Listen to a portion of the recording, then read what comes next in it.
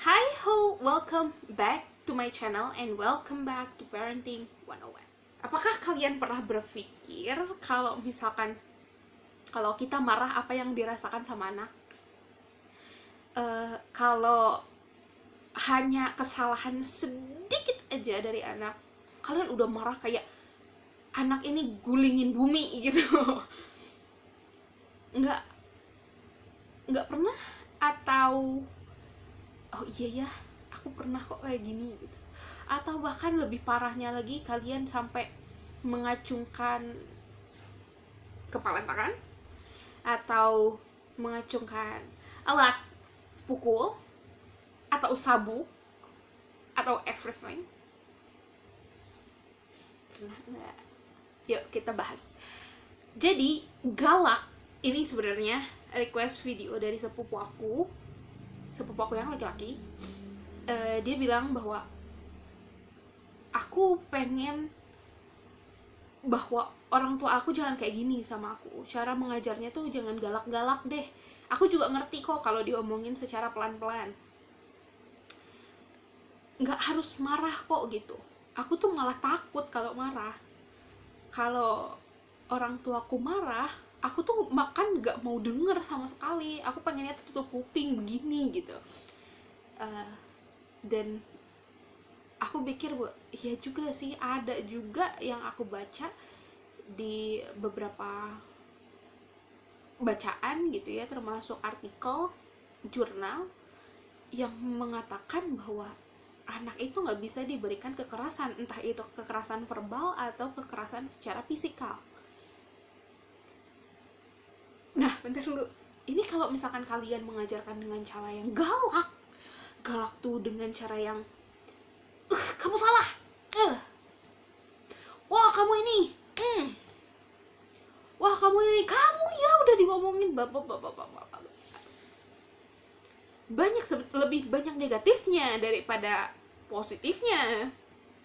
For example, anak jadi nggak pede. Dia mau melakukan apapun harus lihat dulu orang di sekitarnya. Apakah aku harus melakukan ini? Apakah ini boleh sama orang tua aku?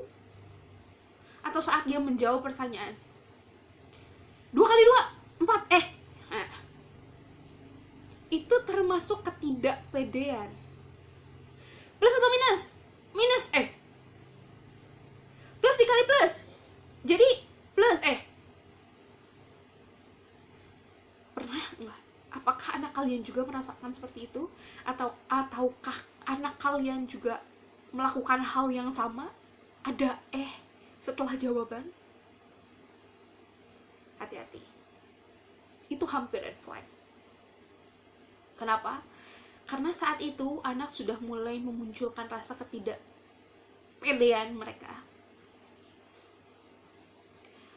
Kan hidup nih harus pede ya, kita harus bisa show up, kita harus bisa stand out, kita harus bisa, oh this is me. Kalau kayak gitu gimana dong, ya kan? Nah, apalagi mereka akan cenderung ragu, sulit mengeksplorasi diri. Kita yakin mereka punya potensial, tapi mereka terlalu ragu untuk melangkah maju. Kenapa? Karena belum apa-apa, salah sedikit, for example mungkin jatuhin piring atau jatuhin gelasnya pecah. Padahal itu kita bisa beli lagi kan, we can fix it gitu. Walaupun nggak benar-benar 100% fixed, pecah misalkan, anaknya dicaci maki dari A sampai Z, ya Allah. Padahal gampang kan caranya, kalian cuma tinggal bersihin, tanya, are you okay? What happened with you? Gitu kan. Kenapa kok bisa jatuh? Mungkin tangannya slippery. Setelah kita tahu alasannya, kita ajarkan dengan hal yang benar. Tangannya kan licin, kamu habis makan ini, kamu habis makan gorengan misalkan, yang bikin tanganmu slippery. Itu bisa kamu cuci dulu, baru kamu ambil minum. Tapi aku ini, kan mereka jadi mengungkapkan pendapat mereka. Kenapa sih aku melakukan ini? Ada sebab dan akibat ya kan. Setelah itu mengertilah, oh beginilah kondisi dia. Kalau kita melakukan itu, kita akan seperti itu. Tapi alangkah baiknya gimana kalau misalkan kita bilang, oh kamu mendingan melakukan ini dulu sebelum melakukan ini. Gampang kan? Gak harus pakai marah-marah kan? Kasihan dong mental anaknya. Anak kamu yang udah kamu gedein nih, yang udah kamu kandung nih, yang udah kamu bertaruh nyawa nih, yang kalian udah keluarin duit bla bla bla bla bla nih. Terus kalian marahin hanya gara-gara gelas kalian pecah satu. Harga gelas berapa sih? 50.000. Ya nggak sampai 5 juta kan. Gitu loh.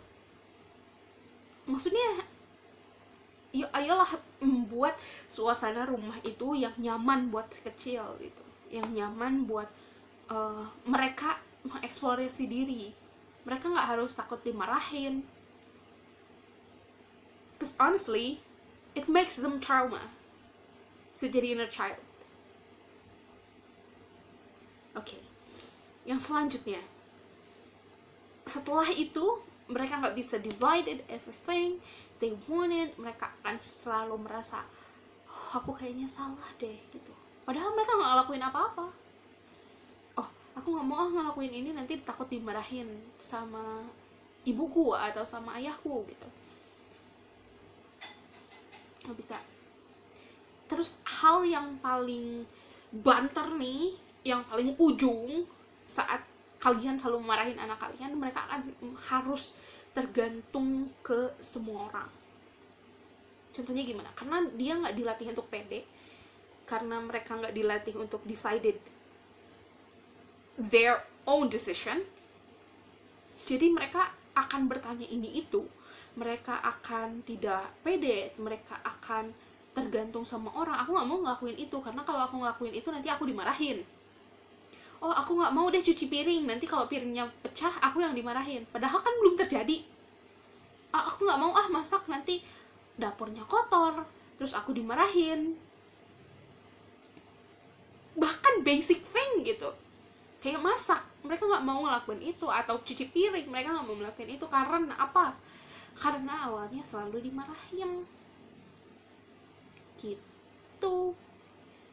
Satu lagi, marahin itu bukan dalam bentuk sayang. Nggak ada bentuk sayang yang kalian marahin. Kenapa dimarahin? Kenapa nggak diberi pengertian aja? Mungkin karena aku oleh ibuku, not in my other side, my mom never angry because of really little thing. Terus aku lebih berpikir bahwa, oh, I can fix this because the thing are always have fixed way gitu. Oh, aku mecahin gelas misalkan, cara bersihinnya kayak gini, nggak perlu marah-marah. Kalau itu gelas kesayangan kamu, kamu masih bisa pergi ke store, buy another one, and go back home, and you still happy. Ya kan? Nggak harus ada drama dikurung di kamar gara-gara dia mecahin satu gelas. Nggak harus dia dibentak karena dia misalkan lupa apa deh gitu. Nggak harus kalian juga bentak saat dia pengen hujan-hujanan, dan kalian nggak ada untuk dimintain permission, and their friend out there want them to enjoy the rain with them. Dan kalian pas pulang, anaknya basah kuyup, bukannya dibawa ke kamar mandi dimandiin, disiapin air anget, disiapin teh at least, atau disiapin minuman panas, coklat panas for example, kalian malah marahin. Ya anak geper dong, gak bisa. Anaknya udah keburu gak mau sama kalian kalau begitu caranya gitu. Untuk membangun kedekatan, make sure kalian ngerti gimana anak. Make sure bahwa kalian bisa ada di saat-saat anak aku sedih karena ini, aku happy karena ini, aku marah, aku tadi malu. Itu bisa kan? Make sure you're in their situation, in every situation they had. Karena kalau udah gede, kalian baru mau rangkul sini rangkul, udah keburu nggak mau anaknya, udah keburu berdiri sendiri gitu. Karena nggak diperhatiin sama kalian, ya mereka akan mencari perlindungan dari diri sendiri. Itu salah satu sign inner child ya. Mereka nggak percaya sama orang lain. I know that, cause I do. Aku nggak percaya orang lain. Dan cara nyembuhin inner child itu lebih sulit daripada mencegah inner child. So, do everything that parent has to do. Have to do. That is all. I will see you in the next video. Until next time. Bye bye.